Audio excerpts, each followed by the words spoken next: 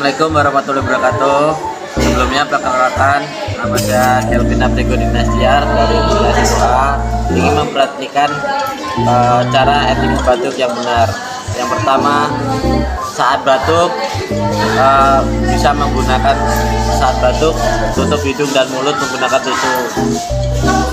Yang kedua, jika tidak ada tisu, bisa gunakan sapu tangan atau lengan baju dalam seperti ini. Yang ketiga, cuci tangan menggunakan sabun atau air mengalir atau hand sanitizer juga bisa. Yang keempat, buanglah tisu pada tempatnya. Sekian, assalamualaikum warahmatullahi wabarakatuh.